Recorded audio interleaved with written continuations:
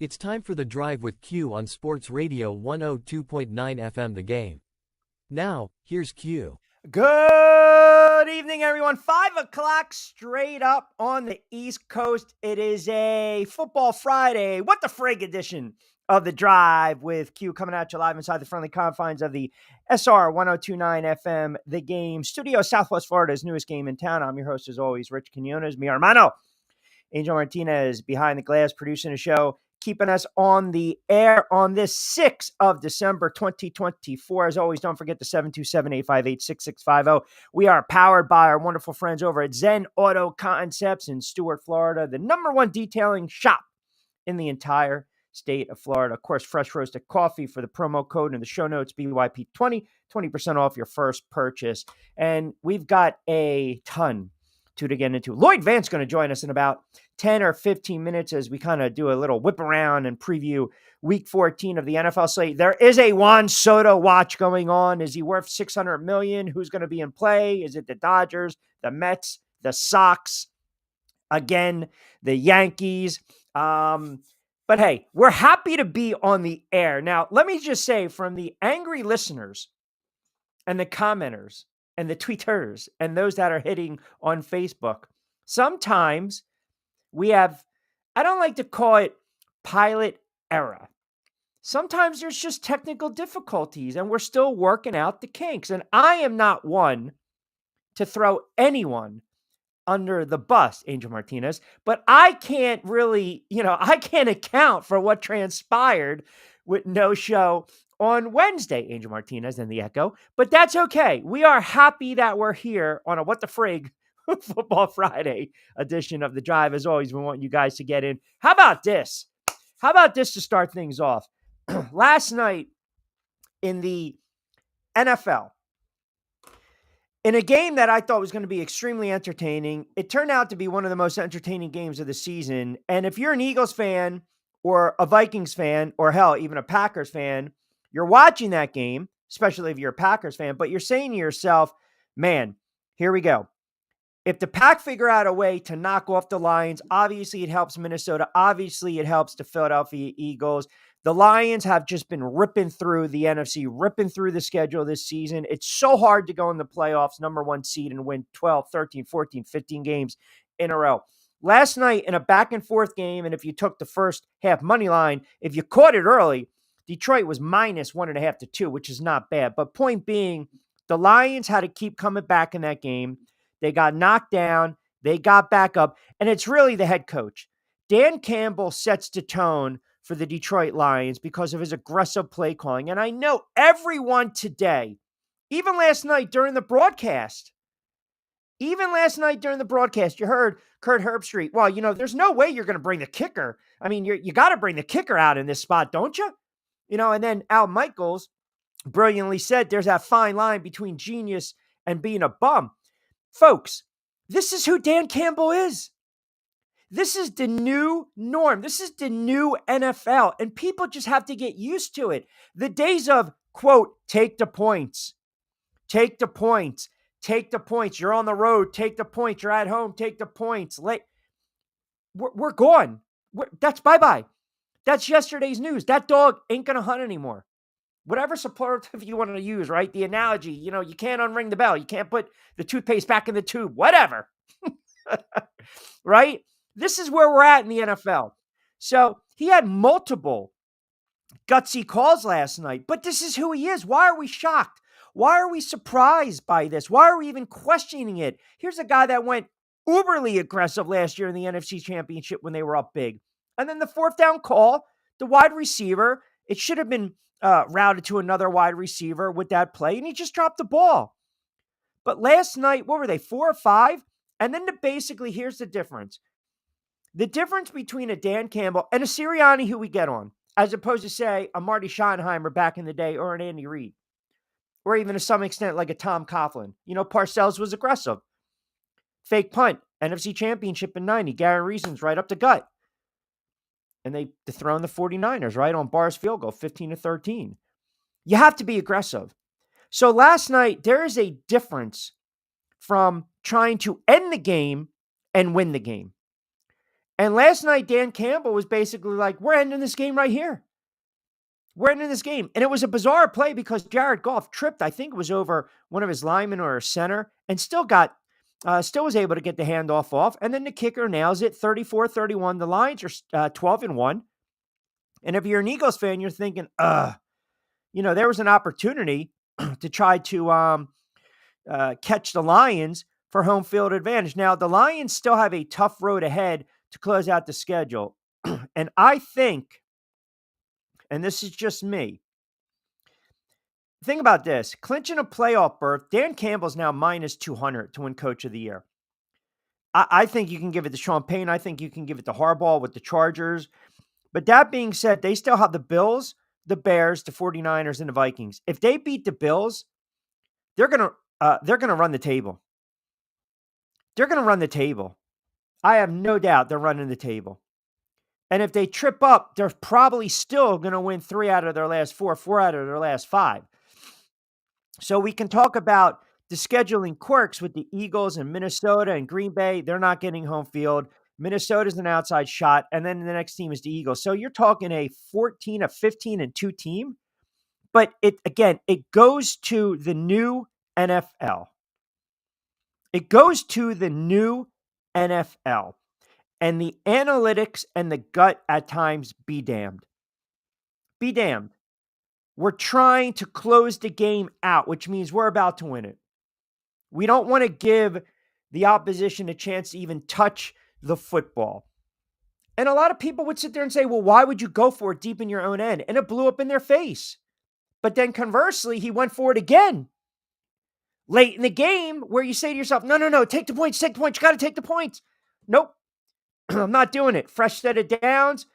Have Jared Goff just maneuver the football, essentially a kneel down, and kicking and be done.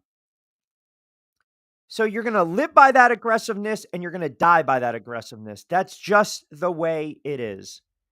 And I'm telling you, I wish there were a lot more coaches like that in the NFL because I still will argue with people. And I was a big proponent of sometimes you got to use your gut. Sirianni at times does it where I'm like, all right, it's hit or miss.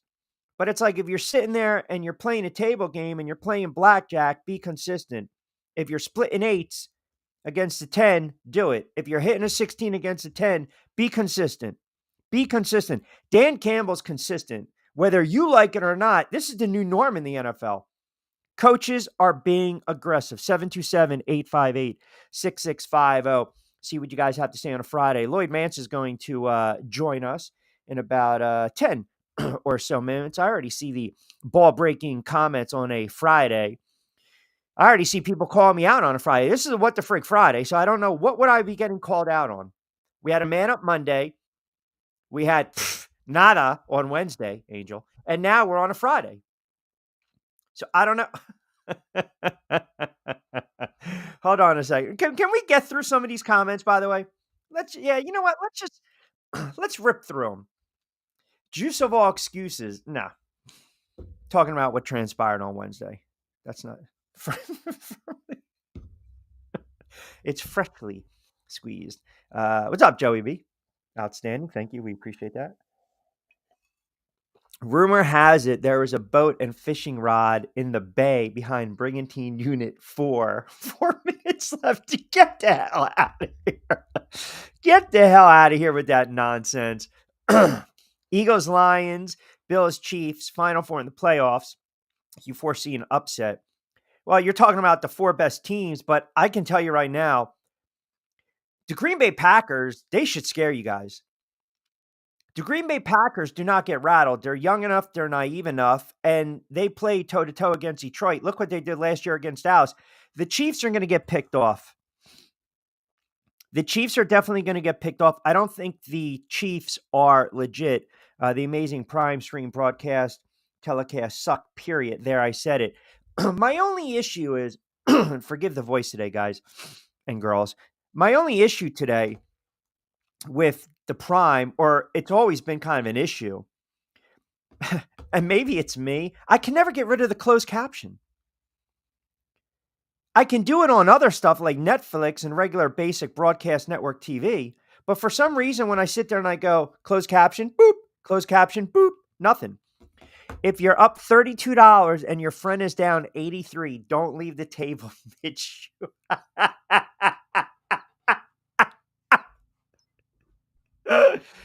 I don't know. We don't know if Lloyd's going to wear the hat today. We don't know if the doctorate degree in Lloyd Vance will be wearing the hat. Never left the table. Here's a rule of thumb too for you, Angel, and for those listening out there.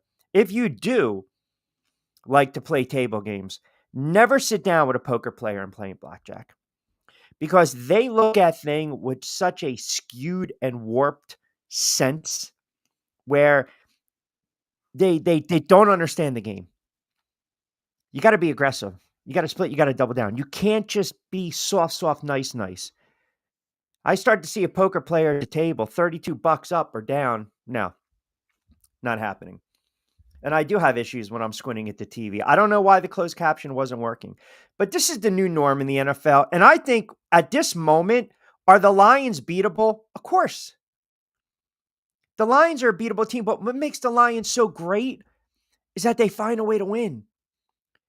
And that team has taken the characteristic, the personality of their head coach. Amon St. Brown was quiet pretty much the whole night, and then he had a couple of big conversions in the fourth quarter. They can run the football. They have a quarterback playing at an MVP level. MVP level, okay? But there's parity this year, and we're seeing it Sunday to Sunday. By the way, a bettor in Kentucky bet, I think, $3.4 million to win $400,000 that the Eagles would cover the nut against the Panthers. I think right now that line is 13, 14. I'm not sure, but talk about it, profit. But to your point, to you guys' points, and Joe D chiming in on Facebook, Q, every single Sunday, any given Sunday, anyone can be beat. Agree. Yeah, Man saying the same thing, ex-Man. Teams are beatable this year. Teams are always beatable. You just got to catch them at the right time. But if you're the Eagles or you're the Lions, do you want to stub your toe at least once before the playoffs come around? If you're Buffalo, do you want to stub your toe once before the playoffs come around? I mean, think about this. If you're a team that's won 10, 11, 12 games in a row, I mean, it's hard to think you're going into the playoffs on a 14-game winning streak. Eventually, something's going to catch up. The football gods are not that kind. They're just not. So some of these teams that I mentioned, the Eagles, the Lions, the Bills, you might want to stub your toe. And I do understand what's at stake. Look, the Philadelphia Eagles should not lose to Carolina. Now, do I think Carolina is going to keep this game relatively close? I think Carolina is going to hang around for about a half. I do. And then the Eagles will crank it up, and here we go, and they'll take care of business in week 14. Then they've got the Steelers. The Commanders are going to be fighting for a playoff spot, and the Cowboys and the Giants are going to be jockeying for draft position. And by that time, if the Eagles don't have the number one seed locked up, if Detroit doesn't slip up, then the Eagles are going to rest starters. Now, it would be interesting if Saquon has an opportunity to break the single-season rushing record, and he does it against New York and Philadelphia. I mean, I can tell you right now, if he does that and they play, and that's a meaningful game for top seed, and they blow out the Giants, that's going to be it for Joe Schoen and Brian Daboll. But point being is, if these guys again, okay, if these guys are again, if they slip up, if there's a tricky spot, and say the Lions get pinched next week, or maybe, in a week or two, NFC, if it goes through Philadelphia, I think Detroit will have a hard time beating them. I'm not 100% sold on the Vikings, even though I like Darnold. I think everyone's waiting for that glass slipper to fall, the other shoe to drop, so to speak. But I think Green Bay is young. They've got some very good wide receivers. They can run the football. They got a good defense. I think Green Bay can actually give the Philadelphia Eagles a fight on the road. If the Eagles have to go to Detroit, they're going to have to score at least 28 to 31 points. AFC side of the ball, it's a different animal. It is a different animal. The Chiefs are extremely beatable. The Chiefs are a very flawed team. I actually think the Chargers win outright this weekend against the Chiefs. It's the NFL. Every team can be beat, as you guys alluded to. Bobby D and Philly chiming in Q. Enjoyable opening as always. Good thoughts on Dan Campbell coaching high school football for at least 20-something years. I was not that aggressive, but I definitely respect the play calling of Dan Campbell. And to your point, you're right. He's trying to close out the game. Why give Green Bay another opportunity late in the game with Jordan Love, I think he meant, and some of those playmakers. But truth be told, it might bite him in the ass like it did last year in the NFC Championship. Enjoying the show. Yeah, but that's who he is. That's who he is. And pardon for the typos reading that off, but that's who he is. I mean, I want an aggressive play caller. I want an aggressive head coach. The one thing I don't want is a head coach that was aggressive and then stopped being aggressive, i.e. Brian Daboll, right? First year with the Giants, first game of the season on the road, Tennessee. We're going to go for 2 to win the game. Where's that guy? I mean, do coaches now, are they not going to be aggressive because of the surrounding cast? Right? Great teams figure out ways to win. You guys have to accept that. You have to. There are some teams that can turn the ball over 3 or 4 times. They're going to get blown out. Then you maybe turn the ball over once or twice and miss a couple field goals, but yet you still find a way to win late. Perfect example. Kansas City a couple years ago. Kansas City late in the season, they were leaking oil, but they still figured out a way, despite the turnovers, close calls. They won the division like they typically do, and they went on the run. They won the Super Bowl. It changes. It changes from week to week, right?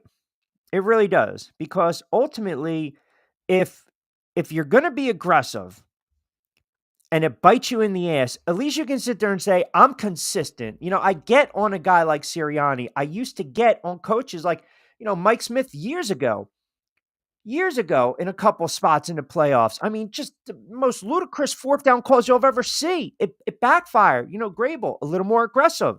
D'Amico Ryan's shown you he can be a little more aggressive. Matt LaFleur. Shanahan, you guys that are 49ers fans, you know that. Harbaugh's aggressive, both of them. But Dan Campbell he's a different breed of aggressive.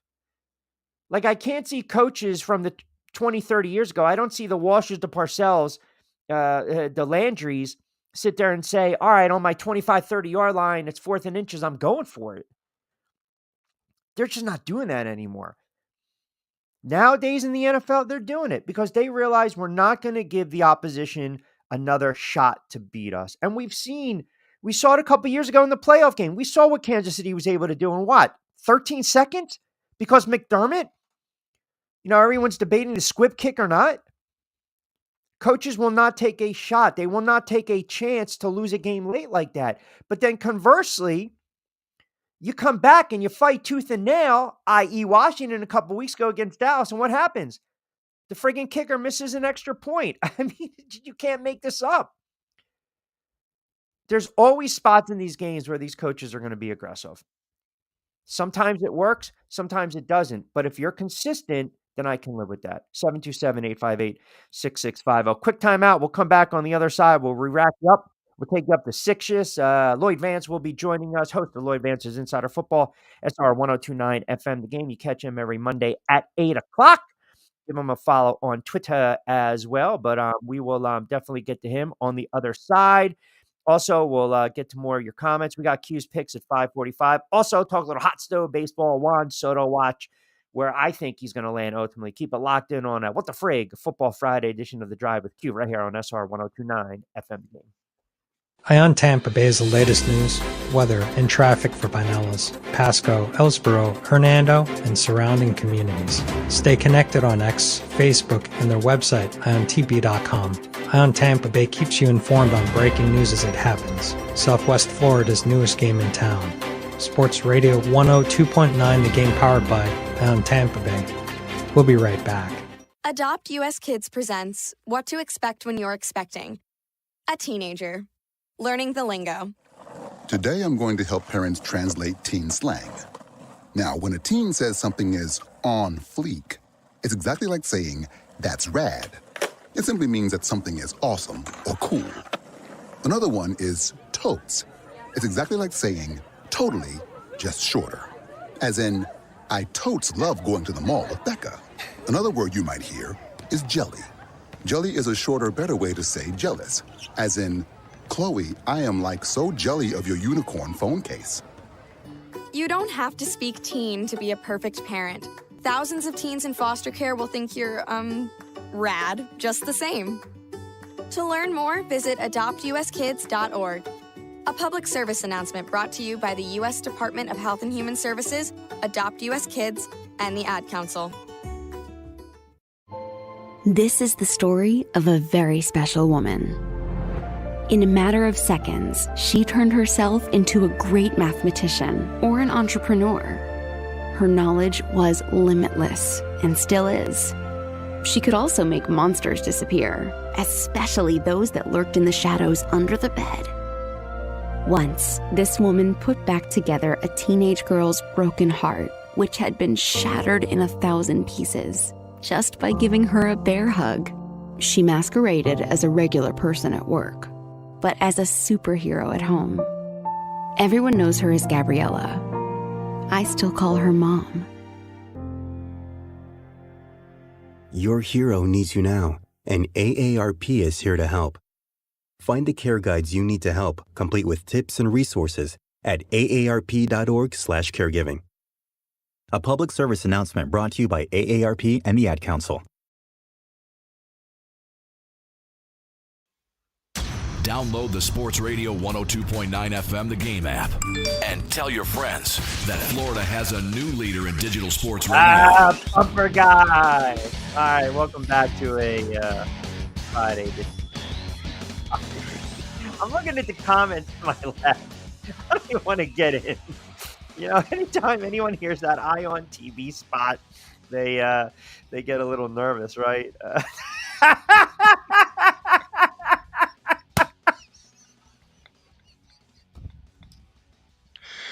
Just when you thought it was safe to go back in the water. I mean, we got a little Silence of the Lambs reference. There you go. Oh, Jaws was on the other night. That's a classic, by the way. All right. Lloyd Vance. What are you talking about? Just when you think it's safe to go back in the water. It's winter time, man. We missed that boat.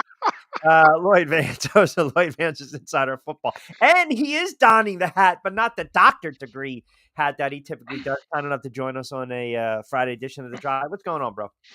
Doing great. Glad to talk to you guys, man. How you doing? I'm doing well. Appreciate a couple moments. All right. I know, everyone's talking about Dan Campbell's and aggressiveness, and I started off with the motto in the opening, right? This is a new NFL, and if you're consistent, I'll take that type of coach any day of the week. I mean, it's not the norm, but it is the new norm, if that makes sense. He's going to end the game, not to go for the win. He's going to end the game. And that was a back and forth, kind of a heavyweight affair last night, maybe a playoff preview between the two, but the Lions ultimately get the better of the Packers. Are you surprised by the fourth down calls, especially the one late?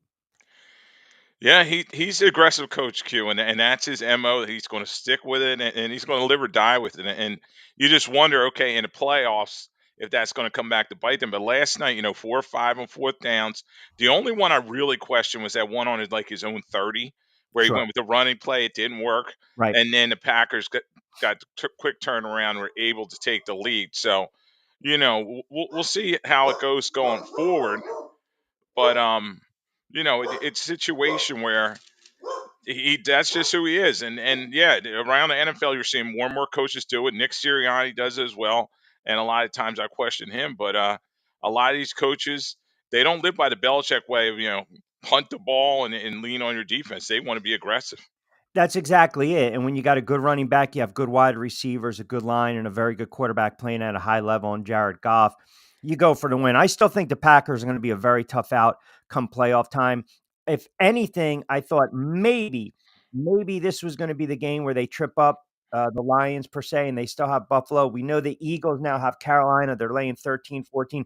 That's a game they should easily win. I think Carolina will keep it relatively competitive, and then the Eagles will start to pull away. But again, with all that being said, when it's, at the end of the season, who do you believe will have that number one seed? Is Minnesota an outside dark horse? Do you like it to either be the Lions or the Eagles by default because of how their schedule shakes out? Yeah, I've been looking at all the schedules and everything, and I think if they're tied, uh, the Lions have a tiebreaker over the Eagles. So, Yeah, I, conference records. yeah, Yep. I still think it's going to be the Lions, even though they have a tough schedule coming up. Buffalo, at Chicago, at San Francisco, Minnesota to end the season. Whereas the Eagles, Carolina, Pittsburgh, at Washington, Dallas, Giants definitely seems a lot lighter. But I just think the Lions are a lot like the Chiefs. They're finding ways to win. You're like, there's they're not winning this game. You see all the guys defensively that got hurt last week, and they lose number 54 to a concussion in the game. Their secondary always seems to get penalties, particularly Terrion Arnold. He's had seven defensive pass interference to lead the NFL, and Branch is sometimes too overly aggressive. But they're finding ways, and that 1-2 running back punch is what really is leading this team. Yeah, I tell you that loss by the Eagles in week 2 against the Falcons looking worse and worse when you think about it, right? And obviously they weren't really competitive against Tampa Bay, but we look where the Falcons are and they're getting ready to again turn around and bench probably Kirk Cousins 727-858-6650. If the Eagles fall to Carolina, that would be just an utter debacle, right? I just don't see that. If we're talking an upset of the weekend, I think the Chargers have an opportunity, a real good opportunity to beat Kansas City outright. Kansas City is a really good football team. I mean, look, you win back-to-back Super Bowls. You're sitting at what, 11-1? They're 6-0 at home. Kansas City's laying 4 in this game. That's a Sunday night game, and we'll kind of work our way backwards. But the Chargers under Harbaugh have done an outstanding job. We thought he was going to be good for at least 2 to plus 3 more wins. They tripped up in a game that they could have beaten the Ravens. They bounced back against Atlanta. They have, pretty solid defense. And offensively, they've got some good pieces to the puzzle. If there was going to be a game this weekend that I look on the docket and say, no, here we go, upset, I do believe the Chargers have an opportunity to beat them outright. They have a puncher's chance going into Kansas City. The thing you got to worry about, no J.K. Dobbs in this one, and they have held Kelsey in check, so I think Mahomes will find other guys. But Checo's starting to get back acclimated into the system. But the thing about the Harbaugh is he's the exact opposite of Campbell. He's going to play conservative. He's going to run the football. He's going to lean on his punter, who's one of the best in the league. And then defensively, they have Derwin James and the rest of the guys who've been doing a good job. So if they can keep the score down, and I think it may be a little cold, a little windy at night on Sunday night, they do definitely have a chance. And their kicker is one of the best in the league with Dicker, so I think they have that opportunity. But somehow, I think the Chiefs will win. I know a lot of people say, "Oh, the refs will definitely help them, et cetera, and all that." But I think the Chiefs will find a way. Yeah, they typically do. I mean, when you think about it, I think the Jets get absolutely smoked by Miami. And I think the Falcons lose big to the Vikings. I'm looking at the Saints and Giants game. The Giants are 0-6 at home. I'll spend 10 seconds on this. I know Mara wants to get the win. They're going to go back to Drew Lock. They're banged up. I just don't like them in this game at all. And I know the Saints are laying 5.5, 6. It's probably going to close at 6. But 2 or 3 of the games that I kind of want to really get your thoughts on, the Bills and the Rams. I look at this game right now, and the Bills on the road are laying 3.5, right? Listen, I believe right now Josh Allen is the MVP of the NFL. Do you believe Josh Allen right now is the MVP? Yes, his play the last couple weeks is definitely shown this. He's had those highlight reel plays, running for the big touchdown against the Chiefs in that win, and then the pitch back play last week Yeah. where he's diving the end zone in the snow. So I think, yeah, and he's the MVP due for one reason. He's not turning the football over. He only has 5 interceptions this season. He's playing very efficient, and he's not playing that hero ball they did in pass. He's leaning on Cook. The receivers are still kind of developing, and their defense is getting healthy at the right time. So I think he definitely will win the Yeah. MVP. I don't like to say trapped in the NFL or college, but is this a tricky spot against the Rams? It is. It's a non-conference game, and the Rams are a sneaky good team. With Nakua and Cup, they've been a lot different recently in terms of moving the football. Now, Kyron Williams has to hold on to the ball. He's been fumbling a lot lately, and their defense is good with Verse and those younger guys. But as I said, they're younger, and I think the Bills should be able to move the football on them. The only thing is, you worry about travel and all that. Are they going to stay focused with a non-conference opponent? So definitely, I think the Rams have a chance, but Stafford's going to have a big game. And I think, listen, if you're the Bills, you want to keep pace with Kansas City, and Allen wants to keep that descent going into that MVP conversation. After the Rams, they have Detroit, and then they have the Patriots, the Jets, and the Patriots. So, if anything, whether they stub their toe, they're going to win 13, 14 games, and they'll be right there, whether it's going to be the top seed or not. Buffalo, uh, Baltimore, again, the Philadelphia Eagles basically just punched Baltimore in the mouth. Baltimore now, they have a much needed, very late bye, along with the Washington Commanders and the Denver Broncos, the Texans, AFC South, the Colts as well. Then the Baltimore Ravens will get the Giants. There should be at least 7 to 9 points favored in that one. So again, those teams are going to be monitoring what's going on over the weekend. The other game that I think is set up for an upset. Now, I looked at this game as early as Wednesday, the opening line. And I see a little bit of movement between Chicago and the 49ers. That's a 425 window. Chicago's on the road. The 49ers are done. They're cooked. It's over, right? They got too many injuries. You got the issues with the quarterback. You got the issues with Williams and the personal and the family thing, which is horrible. You got McCaffrey that's banged up. It's just not their year. The Bears, I thought, would maybe go on this run where they wouldn't win another football game. They're getting 3.5 on the road.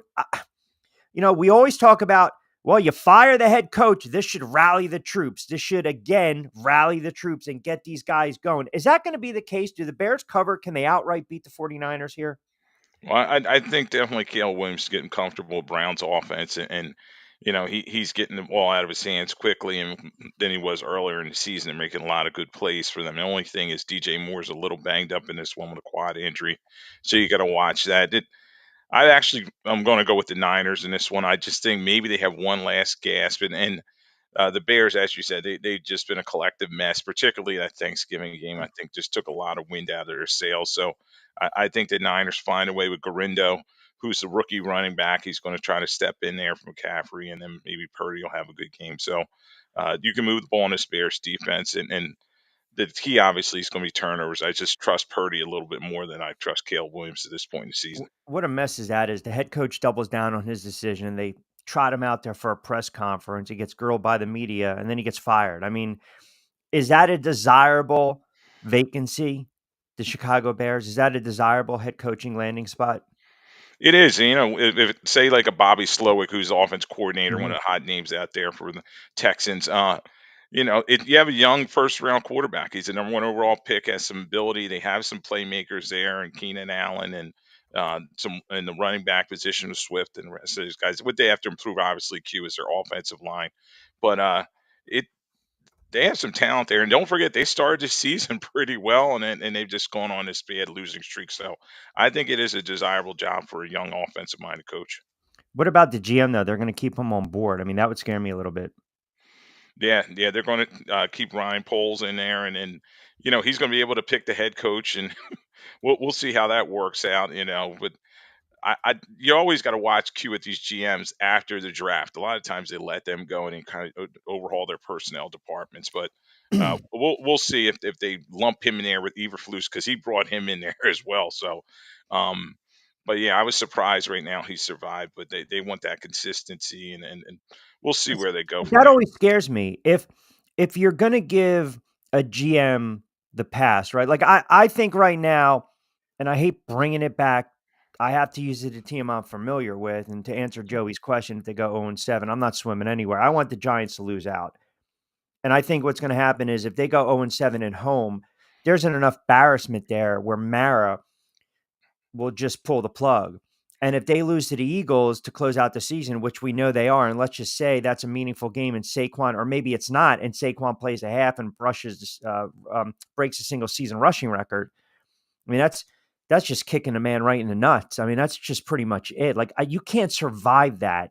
And the reason I bring it up is, if you get rid of the head coach, do I entrust the GM who hasn't really done a good job to bring in the right guy? Like I find it very hard to believe. I can't go back and find scenarios where not only do you get rid of the head coach, you get rid of the head coach, but you don't get rid of the GM. It always seems as though when teams blow it up, they really blow it up, do they not? Yeah, typically you want to hire both positions at the same time. You want to bring in your GM and then let him pick who his coach is going to be, because there have been situations where these guys have been stuck, together, and it just didn't work out. They're like, I didn't pick him, and he's not my guy, and Right, all right, that.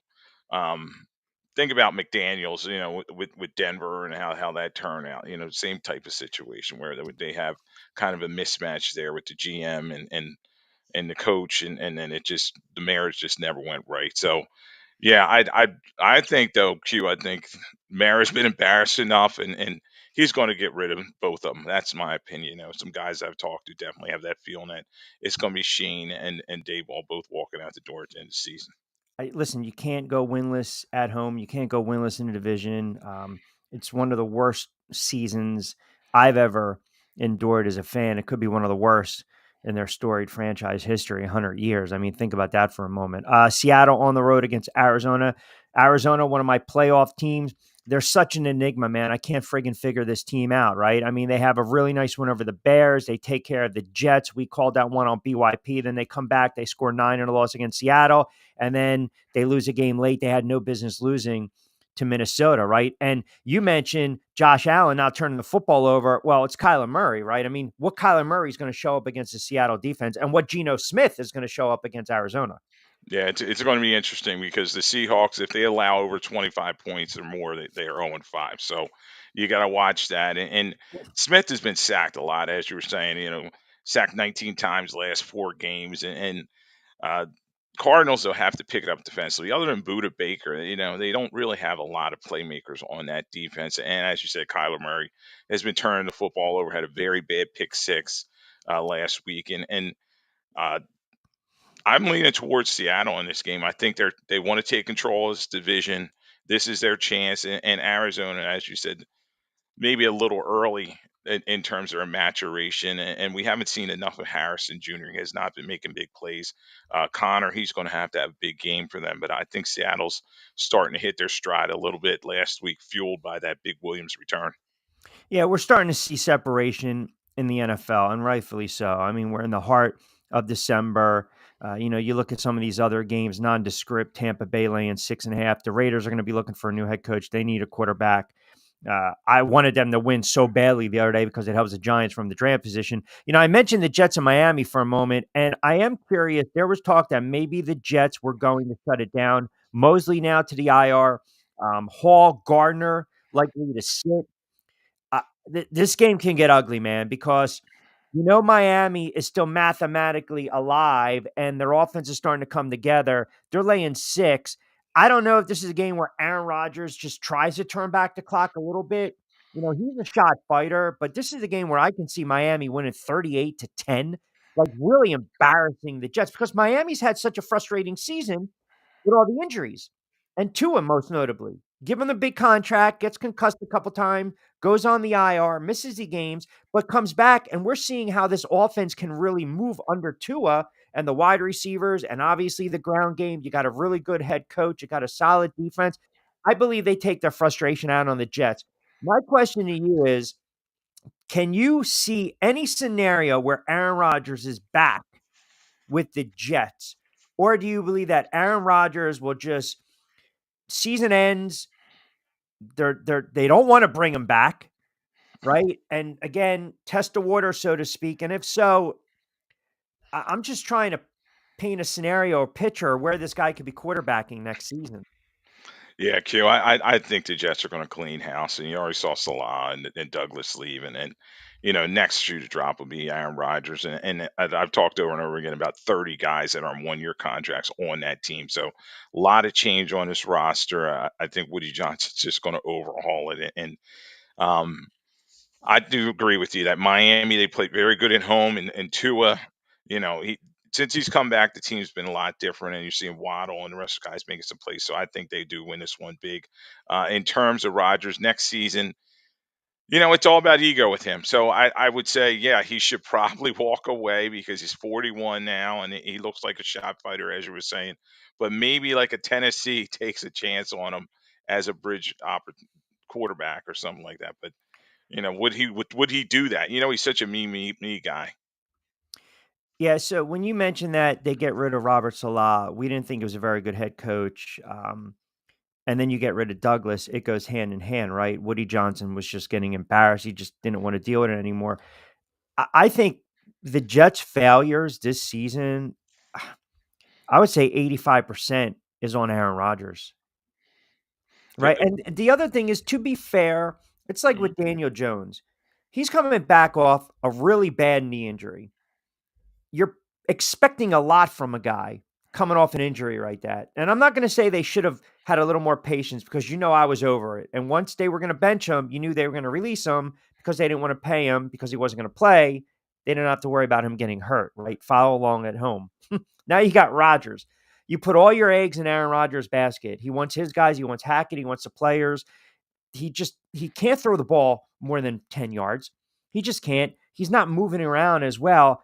I mean, if you go, 1 to 10, 10 being, you're pretty much at fault here, man, because of this debacle. Where do you scale it for Aaron Rodgers? How much of the blame does he have to shoulder? Oh, Q's got a big piece of this pie, and they were like, okay, it was a 2-year plan.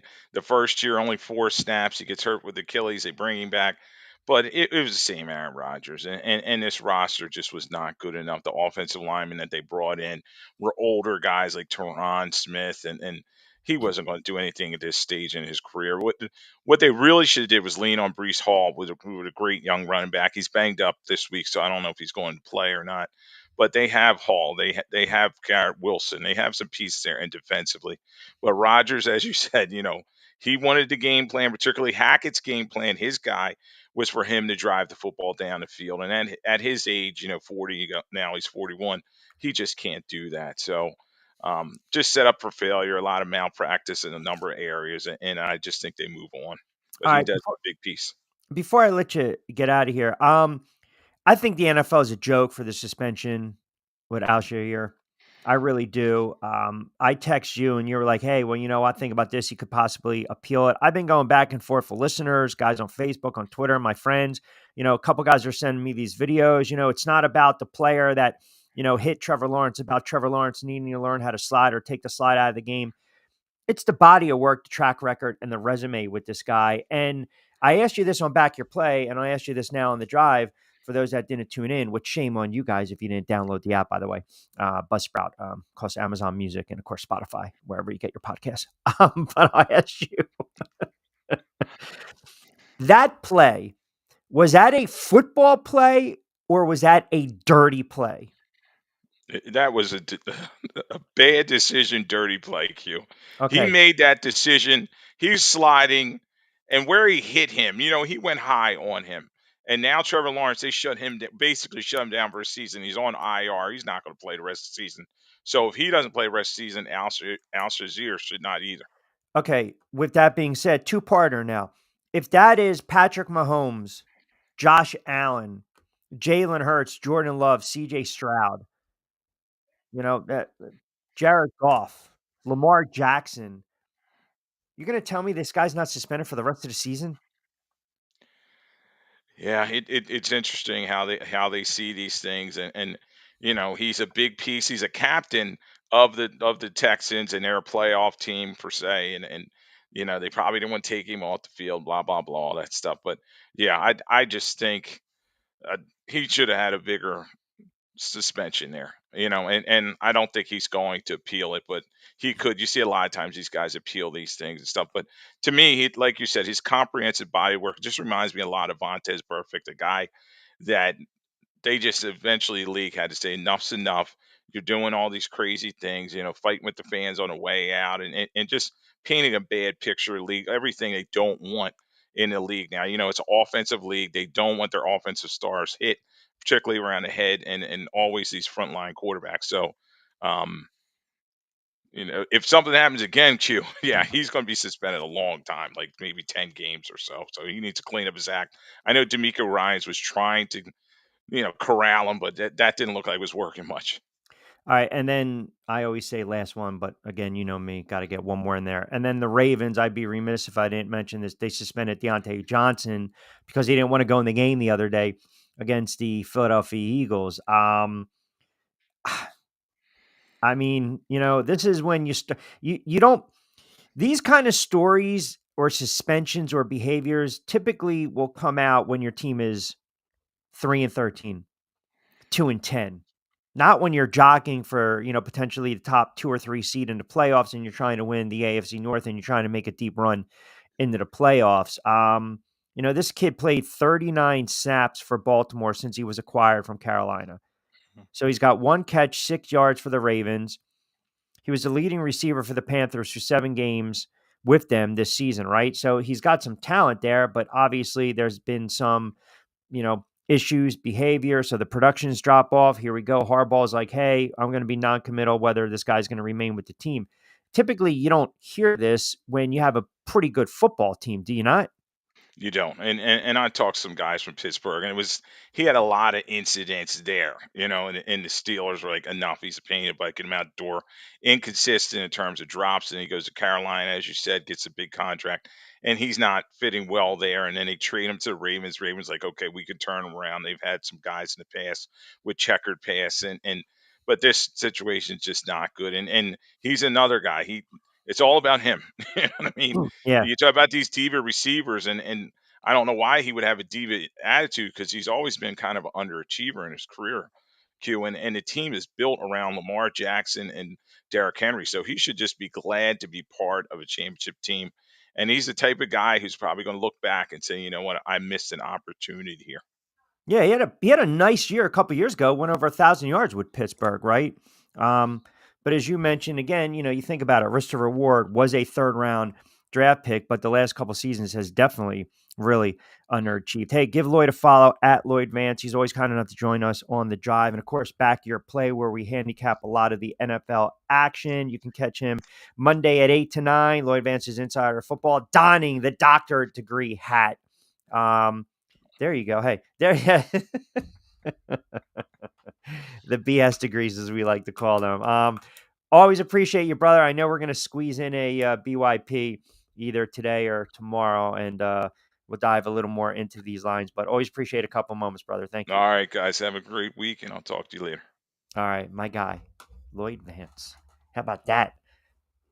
Bringing the lumber on this What the Frig Friday. Let me get to a couple. You know what? Let's rip through a couple of these comments, and then we'll do the picks. I want to get in a little hot stove baseball as well. 727-858-6650. Nick in Neptune chiming in. Q, I think you hit the nail right on the head about the Giants. If they go winless, not only in the division, but at home, that's enough to make Mara pull the plug on Shane and Dable. Was never a big fan of Dable. Thought he was a bully. Didn't like the way they mistreated and handled Daniel Jones. 727-858-6650. To Nick's comment, Daniel Jones didn't live up to that $160 million contract. You guys know I'm not a fan of Brian Daboll. I think it's been hit or miss with Joe Shane, but the argument, the debate is going to be let them draft their own guy. Do I have confidence they're going to draft the right quarterback? And by the way, you can't tank in the NFL. But as a fan now, as I move this away, as a fan, do I want them to lose out? I do. Try to get a franchise-changing player. Like what you've already embarrassed yourself. You're not going anywhere. So if you're going to lose a couple more games, and if that forces, John Mara's already made the decision. I hate to break it to you. John Mara's already made the decision whether he's going to retain Brian Daboll or Joe Shane. He's made that decision weeks ago. They're 2-10. They're 0-6 at home. He's already made that decision. If they go 2-15 or 3-14, it doesn't matter. He's already made that decision. But I am not confident in any of these quarterbacks coming out of the draft. I'm not. And I hate this notion, sexy name, Hunter, Sanders, Ward. Listen, I can't even act like I have the great breakdown analysis. I've watched these guys play. Hunter's a great player. Is he going to want to play 2 ways? He's not going to do that in the NFL. Sanders has skill. He has talent. The kid is tough. I like Warren. Cam Ward's a good player because I watch a lot of Miami because, I'm a fan of Miami. Those are games we talked about a lot with Costco. Nick Costco when he joined us. But I can't sit there and say these guys, especially Sanders or Ward, that these guys can flat out play on Sunday. I don't know. Nobody knows. Nobody knows. 727-858-6650. Besides taking a break, let's do this. I'll have Angel have a moment to cue up the, no pun intended, cue up the music on our Week 14 picks, by the way, on the Drive with Q, powered by our good friends over at Fresh Roasted Coffee. This is part of our Back Your Play edition of the show. BYP20 for your first purchase, 20% off Fresh Roasted Coffee. You know the weather is changing. You want a little hot toddy, why not? Visit my friends over at Fresh Roasted Coffee. Check out the link in the show notes on the YouTube channel below. Save 20% off your first purchase. We've had an up and down last month or so, but I'm feeling myself a little bit. No comments coming in. I'm feeling myself a little bit with these picks on a Week 14 in the NFL, where the players always back their play. Hit it, hermano.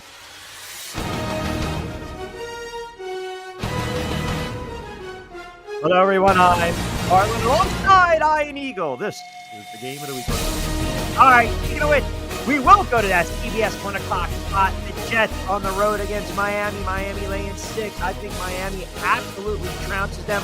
I look at Miami first half money line in this one. If you can get it right around 3.5 to 4, grab it and run with it.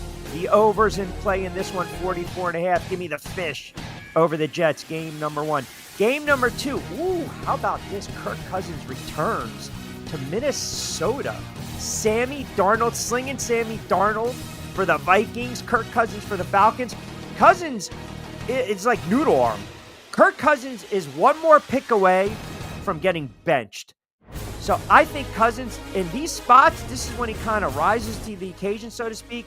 But I love the Vikings at home. They've been a juggernaut at home. They can score. Darnold will regroup. I think there's going to have some opportunities to hook up with Jefferson.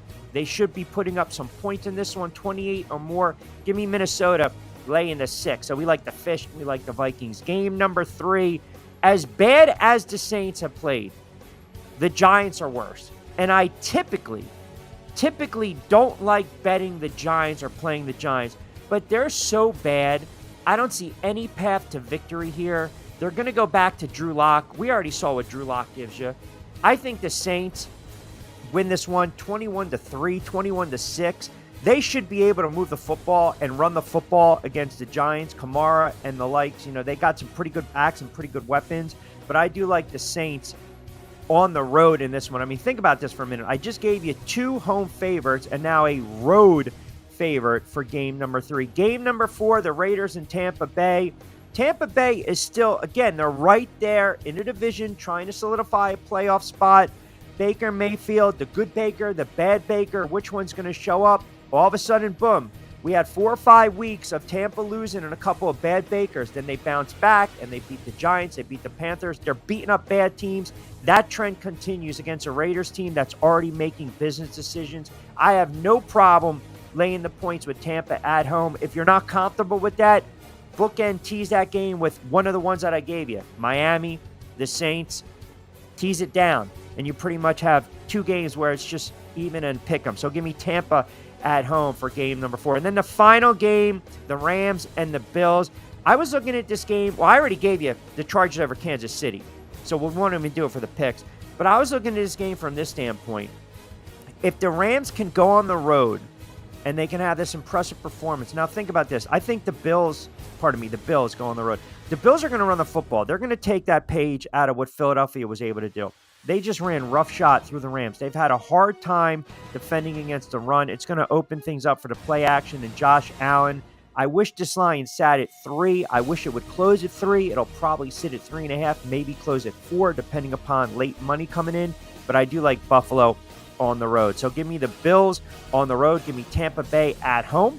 Give me the Saints on the road. Give me the Vikings at home and the Dolphins at home as well. And that gives you a little opportunity where if you want to, again, hedge a little bit and you want to tease some of these games down, you can certainly do that. Because some of the lines right now, 5.5, 6, those are, 6.5, 7.5, those are kind of devilish lines. If I'm going to tease it down, it's a pick 'em, it's an even game. But if I'm really confident with the play, and you have to be confident with the play, then you're just going to take the team outright. And again, we're not even talking about the money line, so to speak. 727-858-6650. What do we got here? We're seeing people defending you, taking shots at my bets, my picks. I mean, this is where we're going with this. 727-858-6650. Did you see the nonsense? These comments coming in? Uh-oh. Oh, there he is. Oh, hey, can we get a little Incredible Shrinking Hermano? Where is he? You seen the suit? I had it. There he is. Oh, look at him. Just shrinking. Apparently, the whole shop in town has the flu. The whole shop. Can you believe that? Joey B going, taking some shots at me here. With Giants on the money line? No. Do you see that? No. In what world are we thinking? And by the way, you shouldn't want the Giants to win. If the Giants lost, I will get a perm. This is all natural hair, man. The curls, stop it. Or not on your best day. X-Man, are we officially blaming Angel Wednesday? Can we make him do the walk of shame? I think Angel's been punished enough, from Kenny Pickett to Wilson Pickett to just butchering names. I think that's enough. I think, it was a glaring omission of what transpired on Wednesday. That's all.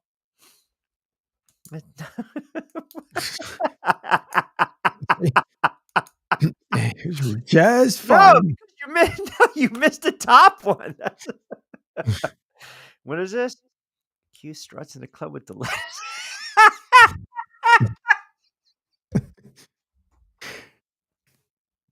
Hey, listen, I mentioned over and over again, unfortunately, there's some things that end up happening just like this morning. You got to depend on Windows, and then Windows decides to say, don't worry, this update will take 5 minutes. 2 hours later, and it's still updating. So it's a lot when you have to make sure that, and I am anal retentive when it comes to the audio and the video and everything else, and I like perfection. So therefore, I have to make sure everything is correct looking audio and video wise, so we can put on a great product. So Wednesday, if it's on me, so be it. But I don't want you guys to have a crapshoot product. By the way, we are, we'll tease the audience. We have something a little unique that Angel and I are working on that we potentially will launch on Wednesday as well. Little outside the box gambling, and which might not be, again, the listeners' forte, but that's okay because we've got some eyeballs that are interested in the concept. So we'll probably put that together on Wednesday. We'll keep you abreast of the situation. I cannot imagine the comments that'll fly through on that one, right? And that's wait, hold on. Hold on.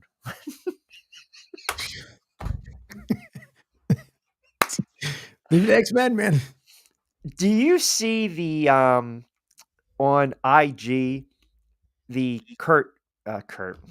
the Chuck Norris, the like the Chuck Norris gifs and the comments? Like when Chuck Norris goes swimming, sharks are afraid of him, stuff like that. Yeah. That kind of reminded me that working on a random tip distribution machine for Delilah's Den. So let me, hang on for a second, because X-Man just reminded me, and thank you, by the way, for the comment. As you're drinking coffee, it's like perfect timing. What did you say when we were talking about when a waitress comes over and she says, what? I'll top you off, hon. Yeah. So the other day we go to eat. One for the road. Exactly. But we end up going to lunch the other day with my dad. It was myself, Debbie, and me. And I was waiting for it, and I kind of had like a small giggle on the inside. So she comes over, she goes, "How you doing?" I'm like, and she looks down at the coffee. I'm like, "Where's top you off, hon?" Like, you can't go to that. You cannot go to that diner. The waitress, by the way, they always got a short name, right? Meg, Marge, Meg, Jen, Flo, Sally, right? My grandmother, her name was Dorothy. They called her Dottie. She was a waitress for like 30-something odd years in New York. And that's where I actually learned the top you off, hon, freshen you off. Because when I was a kid and we used to hear them walking around saying, top you off, hon. Right. That's what they do. One for the road, freshen you up. Yep. Give you a little more. Anything else you need? I mean, that is a tough friggin', you're on your feet all day long. So kudos to the wonderful waitresses at the diners in this wonderful country of ours. And the comment, by the way, on the Gentlemen's Club. So let me ask you etiquette. I'm curious. I want the listening audience. I want you guys to understand this. And if you agree with me or not, fine. If you don't, frig you. I don't care because it's a What the Frig Friday. When you used to go to Gentlemen's Club, or if you didn't frequent a Gentlemen's Club, for the listeners of the Drive, our loyal fan base, did you ever go to the strip club or the Gentlemen's Club with a group of guys and you always had that one buddy that would time the walk to the bathroom when the strippers would come around because he didn't have a couple bucks for tips? Now, is that piss poor etiquette, or is that money crunching, or is that being frugal, or is that thinking ahead for the future? Good Lord. That's a good hell of a multiple choices. Frugal would be one, for sure. But yeah, it is funny though, because you will have, I think that was more annoying as soon as you walk in. It's like, hey, hang on, how you doing? It's like, I just walked in the joint. What's wrong with you? Like, whoa, I'm a little concerned here. Joey B's ripping off these plays. Hold on, I got to Google this. Just Google it. Heartbreakers or Tom's River? Heartbreakers and hold on here. Heartbreakers, Tom's River. May not be there anymore. Nah, just breakers.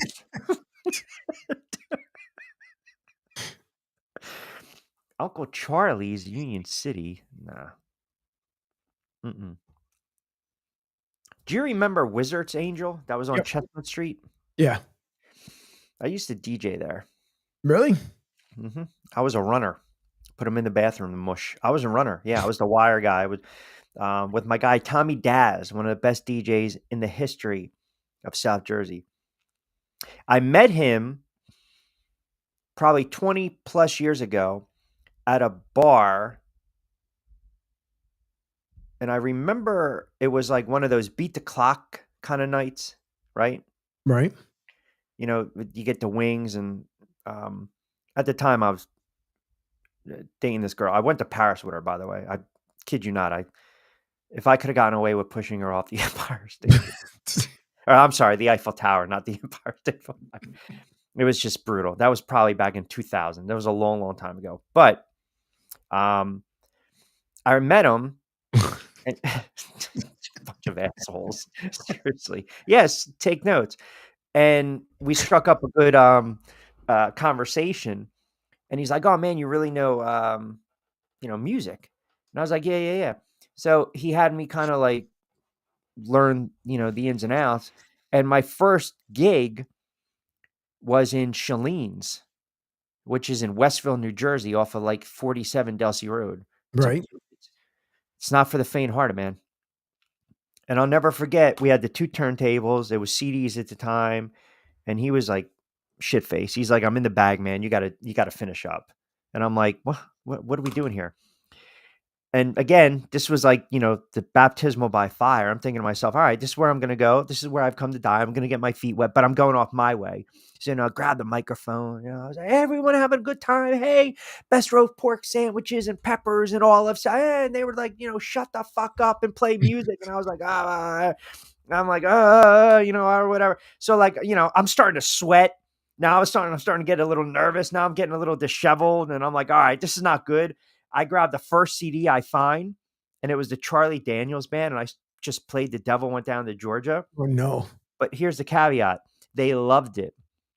But I didn't know how to mix, and I had no idea how to stop the CD, so it kept playing the same song over and over and over. They were throwing wings at me, everything. But yeah, that was my foray into DJing, and then eventually over at Wizards in Chestnut, the little underground place, where I think they also had a little underground poker back there as well. The White House, of course. The White House was on your way to Mount Ephraim. That was the spot. Yep. Popcorn and soda. That's what you got. It didn't matter if it was the A team, the B team, the C team. If you wanted to drink a little Mad Dog, again, not happening. No. Get the hell out of here, Joey. It was the Brazilian chicks, by the way. It is funny you bring that up too. Why is there? It cracks me up. Like, what is? I think middle of the week you get the A team twice. You get them for No. Hold on. Let me correct you. Okay. Okay. The A team is for peak prime hours, right? Right. Peaks. Good job there, man. The A team is, it's like drive time, right? Jeez. Right? It's good peak time. And you get the new girl alert, right? So it's good peak time, right? The B team, you can live with that. That's the crossover. The C team, my man, you're walking in there at 12 o'clock. First of all, if you're walking in there at 12 o'clock, you got some issues. Because the last thing I want to do is walk into that type of establishment and either just try to unwind with my friends or have a little pop or get a little glimpsey of the look-see or a little, peekaboo, whatever. And I see the buffet to my right and I see the girls getting ready to go on stage eating the buffet. I don't need to see that. I do not need to see that. And all of a sudden, Star is having some wings and all you hear is, Star, stand by. Star, Diamond on deck. That's the team. And I got to be honest with you. It's not my cup of tea. Joe, it's not there. Unfortunately, it is no longer there. You talking about, wait. You talking about my Club Iguana? No, in Tampa. Oh, well, there was a Club Iguana in Jersey. Yeah. And then it went to Top Dog. The one place, so this, when I got out of the military, I lived in Maryland. Yeah. There was a place out in Baltimore where, with my former boss, if you remember the kind of like the original Nextels, not the phone, but it could have been used for a phone too, but it looked something like what the cops would end up using. But we had those. We had 6 of them at our job. But anyways, he decided this one afternoon, we were coming off from the BWI airport as we're putting up the gates and stuff. And he was like, hey, let's go over to Wagon Wheel. So what the hell is a Wagon Wheel? So don't worry about it. Let's go in there. All right. So we walk in. Now, did you ever watch Sergeant Bilko? No. All right. Well, then, how in some movies they walk in, it's like the old speakeasy where like flip the bar around and, they pretend like they're playing, just like regular, I don't know, not even poker, just regular cards. Like it wasn't something illegal. Well, we walk in and we had both of our Nextels on our right hip. So as soon as we walk in, the guy was like, hey, how's it going? I'm like, good. Walk straight in. And then before you know it, he does like this, like 2-finger tweet type deal. And all of a sudden, like everything stops. I'm like, what the hell happened here? So 2 other guys walk behind us. He goes, is there anything I can do for you? I'm like, soda, beer. I mean, I don't know. What do you offer? He goes, yeah, not in this place. What the hell? That didn't make it didn't make any sense. Well, then one of the other guys who was still at the airport is trying to find out exactly where we are. So I pick it up and I start talking to him. And the guy looks at me after I'm done and goes, wait, not Baltimore 5-0? I said, no. Well, what makes you think that? He goes, the radios you have in your hips. I'm like, no.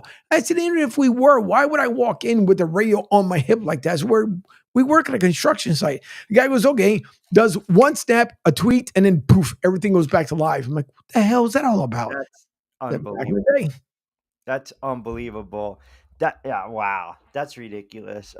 E in Philly chimes in on Facebook. Q, you bring it down the gentleman's club like you're handicapping a fight or a football game is hilarious. Listen, the A, B, and the C team. That's it. I don't know how it is down. Well, I mean, I know in Miami. I don't know on the Tampa side or the Tampa Clearwater side, but I can just tell you from experience and working in those establishments. You stay away from the buffet and you steer clear of the afternoon crowd. A lot of the places too, and I would imagine in Florida, you can't wear bandanas because that reps your colors. Did you know that? Yeah. There's also a place down here which kind of made me laugh. When you're driving by, they always had different things like, hey, happy hour 4 to 6, whatever, blah blah blah. So the one time there was apparently, I guess, a direct competitor down the street and across the way. So I ended up driving by the one time. It says hours don't stink. You can just let your mind run on that one. But I was like, are you freaking kidding me? It's like, what? They must have said something because a day later you drive right by and then it was gone. See you later. Can you get man's let's go.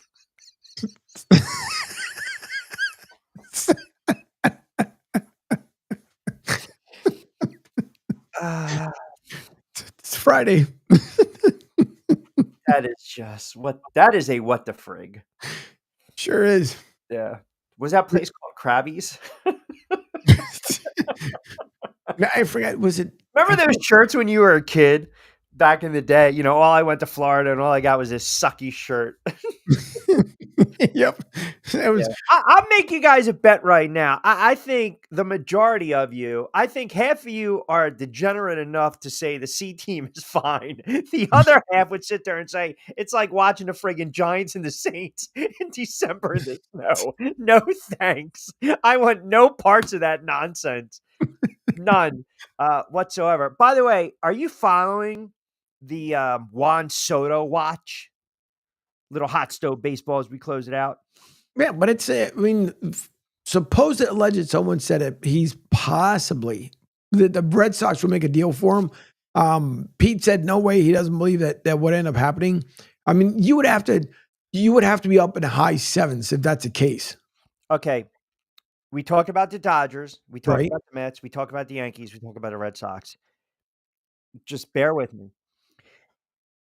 Can you envision a scenario where the Phillies try to make a splash? Or do you think they're going to sit out the Soto sweepstakes? I would want to say that they probably would, but seeing that they're looking They rested on their laurels. I Right. thought maybe the Phillies. I thought the Phillies. They're open to moving Alec Bohm, right? They're Yep, open to Luis moving Castillo. Yep. So I thought, the Phillies, I figured, all right, you know what? Why not? They could. I mean, it could be a possibility for sure that they could end up doing it. But I think if you're way up there, Phillies know they also need 2 starting pitchers. You need at least 2 good solid minute relievers. No doubt. You still need a closer. You still need a setup guy, and there's still a couple bats. And so if you're putting your eggs in one basket, then you're really limiting on what you can end up doing with this team. Is Soto, in your mind, is he worth $600 million? Nope. Okay. Not at all. That's just So, yeah. I don't know if this is legit, but apparently reports that Soto was offered, pull out what 15 years for what? 70 million? Hold on, let me see. I think Boston's going to have a say in this. I think the Mets are, because you got Cohen. He's going to just open up the checkbook. Am I going to be upset or disappointed if the Yankees can't sign him? I mean, listen, apparently they think a deal is going to get done either late tonight or tomorrow. I think it's the Mets or the Yankees. I really do. And if it's the Red Sox, I'm going to be pissed. But the Yankees still have open holes too they need to fill. That's what I'm saying. Like, you're spending so much money, and I understand it. Listen, they're loaded. I get it. But at the same time, you have needs. So now you have to kind of structure out. Yeah, but you can't let a player. I'm not saying you pay him that, but you can't let him walk. Jesus. What happened? What did I miss? I'm looking at something on the wire, and all of a sudden I have a feeling. What do we got? Let me go to Joy before I go to X-Man first. C team. Hold on. Hold on. Let me hold on. C team was just fine after 12 Miller Lights and 4 shots of Jack Black. What was that? Johnny Walk, Jack Black in 1990. Joey B, what are you doing? I'm so old they serve Zima at Gentleman's Club. Let me tell you, let me stand up for the Zima drinkers, because back in the day, not only did I rock a flannel and a Knicks hat, but I walked into a house party with a 12-pack of Zima, and 2 were already missing because I drank them outside. Wait, hold on. Wait for it. What kind of contract would the C team get? 3 things, 3 thongs and platform heels per month for 3 years. I mean, I'm not discrediting the C team. I'm not.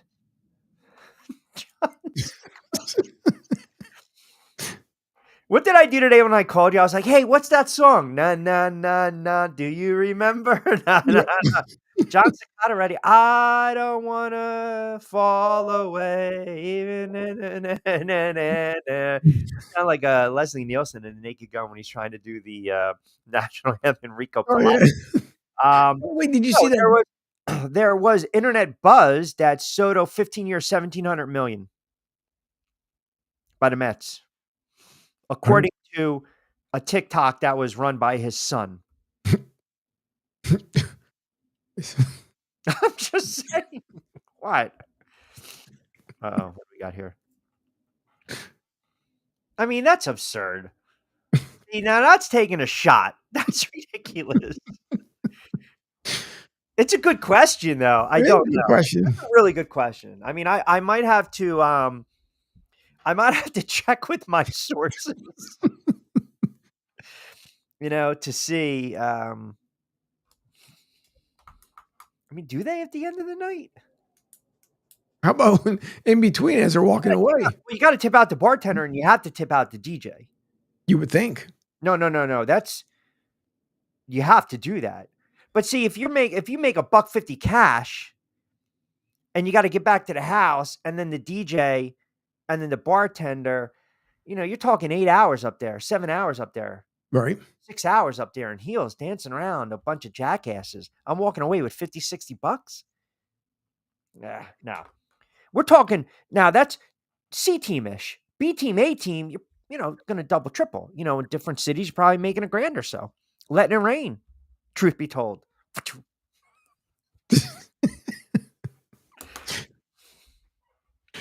I mean, Joey's comment right there is uncalled for. You know what he's doing right there? He's stereotyping. Is that what it is? Yeah, you see the last comment? Yeah, I see it. Fire it off, go ahead before we get out of here. Went to the gentleman's club. Did he armor all the dash? Would you follow it up with? I didn't have DJ equipment. I had to use their equipment, man. I had a turntable, I had the stacks of CDs, and I had a couple of XRL cable. That was it. I mean, seriously, that's it. And I had my heart and my guts. That's what I had. Could you imagine though, way back in the day when there wasn't a turntable, when you had the actual one, you lift the needle and then bring it over? Could you imagine that way back in the day? Talking about a record player? Yes. Or if you had the 8-track, hey, Marge, bring me the 8-track. Stop it. No one's DJing with an 8-track. You never know.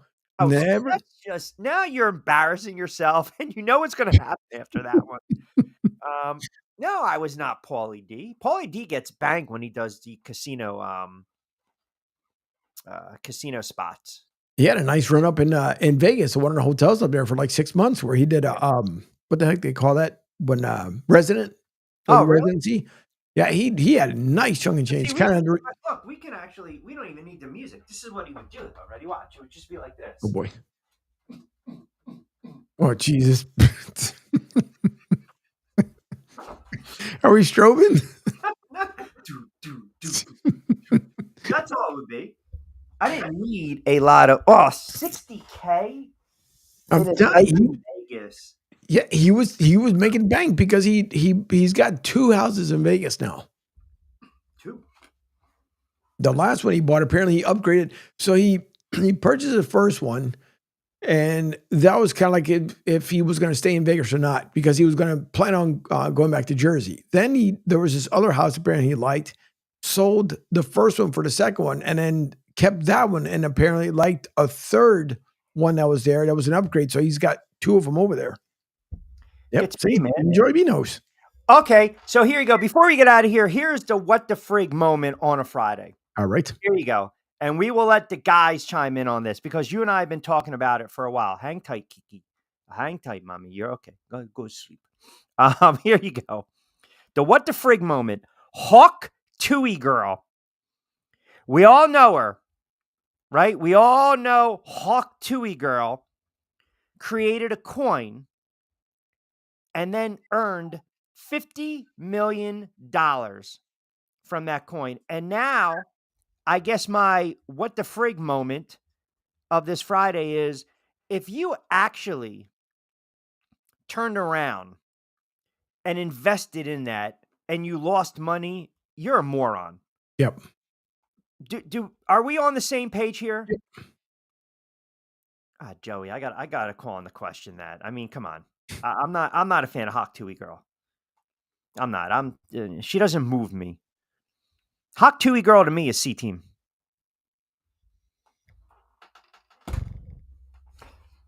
Point.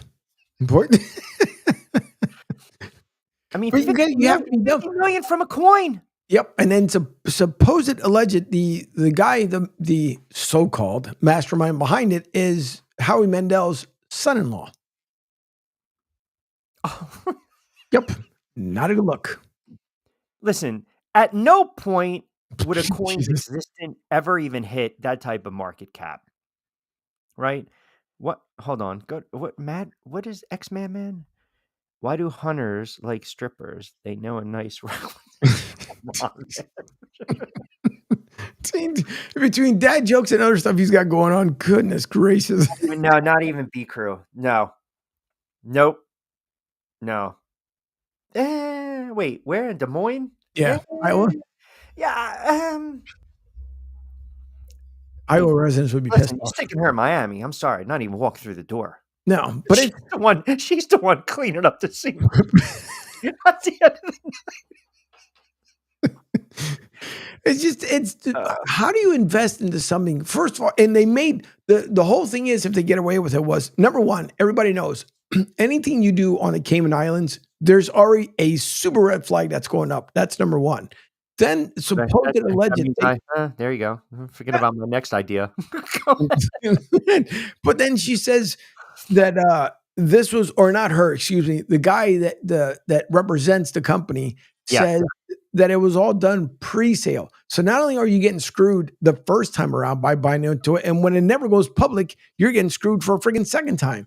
So it's like, what are you going to do? I mean, this is why I've had a ton of folks reach out to me about Bitcoin and they want to come on the network and they want to put on a show this and the other. Nope. Sorry. I've got no time for it. And there might be two actual really good legitimate companies that are out there, but the other ones, no thank you, because then you get hung out to dry. Yeah, nobody wants to get screwed twice. I'm just saying. We 50 million though. I mean, that's absurd. That is a what the frig Friday moment. That is. Go ahead, close it out. Go ahead. See, the other one, he should. No, we give an inch and these guys take a mile. That's what they do. We give an inch and they take advantage of the comments and the comment section. Old school still has the wide singles and a rubber band. It's like my cousin Vinny. I got you $200. That was like in Donnie Brasco. What are you doing? A wise guy carries his money like this, like a bean on the side. They exchange Christmas gifts to cards, and all of a sudden, like Johnny Depp gives Al Pacino like $200, and he's like, "Hey, let me borrow some fazools." I like between that and it was a Goodfellas when he says, "What didn't I tell you? Don't buy anything. What are you doing?" I just texted my buddy that line the other day. He's like, you're not understanding. The car is under my mother's name, Jimmy. Are you not listening?" That's such a great movie. Is it better than The Godfather? Oh, craps. Oof. The original? Yes. God almighty. I got to go with Goodfellas. I'm sorry. I think Goodfellas is better than Godfather. You don't appreciate historic. That movie is in the Congressional Library of Congress. Yeah, but then you come out with Godfather 2 and then Which 3 was a complete which what? 3 was a bust, Godfather. Well, of course it was. It was horrible. I mean, Right. you had the Cuban Andy Garcia trying to play Vincent there, getting all bent out of shape. Godfather on Rotten Tomatoes, Yes. okay, is like a 99. Okay. And Godfather 2 is like a 98. I'm just saying. All right. What's Goodfellas on Rotten Tomatoes? To me, I don't know. Ooh, a 97. Ooh, you seen it. I had it. A 97. That's not bad. Listen, it's a great movie, but it's not The Godfather. And the problem is some people who claim to watch these friggin' movies don't watch them. So if you don't watch them, you can't have an opinion. And as they said in The Godfather, capiche? Do you understand? Yeah, exactly. All right. Okay, hold on. Before we end it, then was Scarface better than The Godfather? No, but Scarface is a cult classic. Okay. You want to ask if Scarface is one of my all-time favorite movies. All-time favorite movies. And I'll tell you another very underrated movie is Carlito's Way. And I'll tell you something else. Al Pacino was so loyal to his friends who were fellow actors that he would always find roles for them in other movies. Yeah, that's true. So if you go back to the original Godfather, and the actor that was, I think he was dating Meryl Streep at the time, passed away of cancer, John Cazale. He was also in Dog Day Afternoon. He was Al Pacino's like partner in crime in the movie, right? He was also in The Deer Hunter with Robert De Niro. But Pacino, if you remember in Scarface, the great scene when he said Chichi the Yayo, that was Angel Salazar, who was a comedian. He was also in Carlito's Way. And also the scene in the hotel when he goes, I am Hector, right? And then he goes, Marta. Hello, Marta. And he shoots him right on the street. That character actor was also in Carlito's Way. So he always takes care of his friends and his fellow actors, unlike some of you guys chiming in right now who are just not even backing me. That's ridiculous. Bronx Tale is an amazing movie. Wasted talent. Amazing movie. Yep. Did you really shoot that man over a parking space? Used to happen in South Philly all the time. It was 1963. The Yankees sucked, and I didn't give a fuck. 2-2 on the hard 4. Now that was a really great movie. But I think Goodfellas is a classic. Ray Liotta made that movie. The narration, the voiceover, it was brilliantly done. I'll tell you one quick thing and then we'll wrap it up. And I mentioned this too. You watch, obviously, you know the whole movie. Goodfellas, correct? Oh, yeah, yeah. Okay. The Sting, classic. That's actually one of the best gambling movies and con movies because of the ending. Robert Redford, Paul Newman, outstanding cast, by the way. Robert Shaw. So in Goodfellas, there were two, at the time, the FBI agents, so to speak. One of them was Bo Dietl. Bo Dietl was a New York cop. My father knew Bo Dietl when my father was a cop in New York. Bo Dietl was also, he did a lot of stuff on Imus in the Morning, on the Years, on The Fan. But Bo Dietl was also the lawyer in The Wolf of Wall Street. Holy crap. If you remember this. So in Goodfellas, the scene was when the girl wanted to get her hat, and he goes, "I'm not driving out to Rockaway for a hat." Yeah. He pulls out of the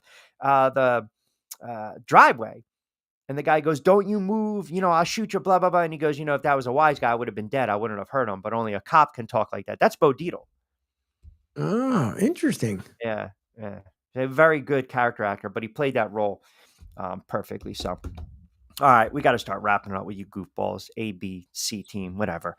Don't forget, Monday, start the week off right. Pete Shepard show. Listen. I have a lot of useless knowledge. That's all I can say. I always wanted to be the guy that did the Turner Classic Movies. That'd have been good. Are you kidding me? I mean, I'll give you this in the close. Ready? What movie we're gonna do? I'll give you The Sting because that was 1973, right? You know, from 1973, Robert Redford, Paul Newman, Robert Shaw, Robert L. Jones as Luther Coleman, The Sting. That's it. I got my nice suit on. USA's Up All Night. There were B movie classics. Which side girl was the hottest for Henry and Goodfellas? Ooh. Wow. Well, the one she was just absolutely crazy. I mean, do we even need to? That's a good What was the brunette? What's the brunette's name? Crap. What the hell was? I mean, I get it wrong because if not, I'm going to get hung. I'm no, not and it's not. You're not talking about the whore in number 2C, Janice. Janet. Yeah. No. We're not talking about Janet. Hello, you got a whore in 2C. No, we're not talking about Janice.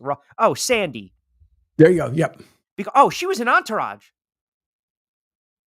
Yeah, Debbie Mazar. Sandy. Yeah. Hello, Superintendent.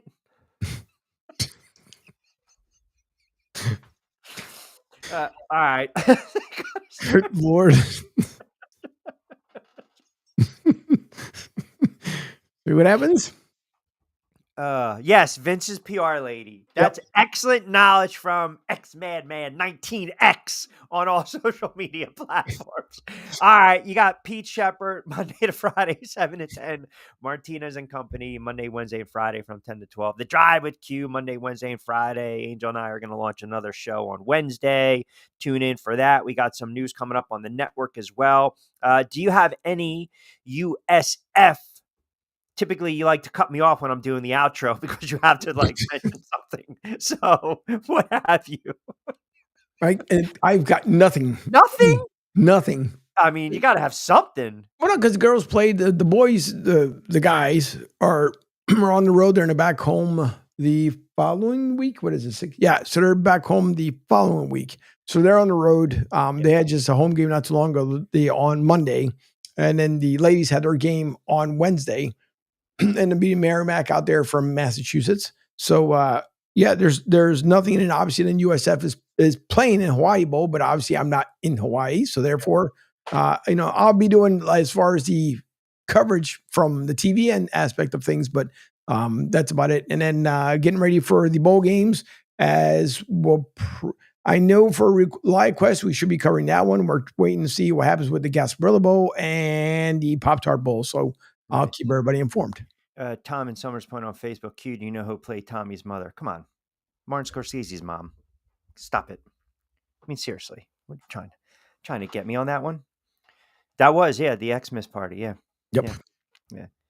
It's it's so funny too. And the part, I always thought that Morty, it reminded me of the character Crazy Eddie back in the day. Remember Crazy Eddie? His prices are insane. Yep. But Marty just, the fur coats. Yeah. Yeah. Jimmy, I told you the car is under my mother. And then the other guy, what's his name? The Italian guy, when he goes take the coffee to go, Ajavage. Every single one of them. Yeah. Oh my goodness. Oh man. Listen, don't get me wrong. It's up there. It is definitely up there, but I still think The Godfather. I watched all of them on VHS, like as a kid when I was sick during Christmas. I had the old tape recorder, which, at the VHS recorder at times was not a good thing if you left, stuff in there. Right. You know, when you're 16, 17, 18, you have to dispose of the evidence. The Yeah. last thing you want is mom going in the room to do a little dusting and cleaning, and all of a sudden, you know. It goes from squiggly to clean. Yeah, exactly. So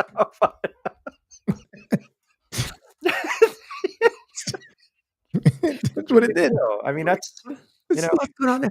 Oh, my stars. what do you, it's like the Seinfeld episode. George, what are you doing in there? When the mom shows the video. Billy Bats. Oh, look at that guy. It's a great movie. Don't get me wrong. Because now you guys are going to think I think it's better than Godfather. And I'm not. All right. With that being said, you guys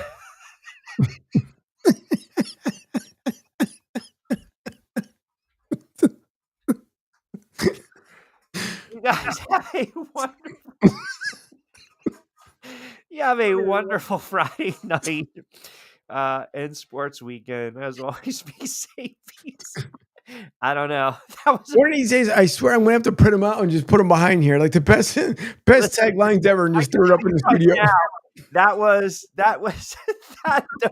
Those conversations were not popular in my household.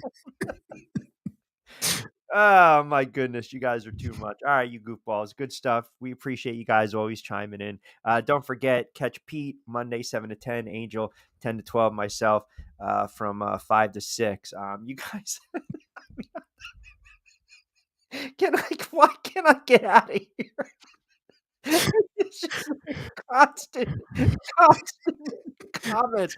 I mean, I know exactly. And it doesn't matter. It's on the YouTube channel, so we can let the audience see it right there. And no, there was no Johnson and you guys have a great sports Friday and weekend. We'll be back in the saddle Monday. Don't forget, new episodes of BYP up on the YouTube channel. Rich Q on Q. Angel Martinez on the other side of the glass producing the show. As always, we appreciate all the loyal listeners of Sports Radio 102.9 FM The Game. You guys be safe out there this weekend, please. We'll talk to you Monday, as always, on Rich Quinones. Hasta luego, buen día.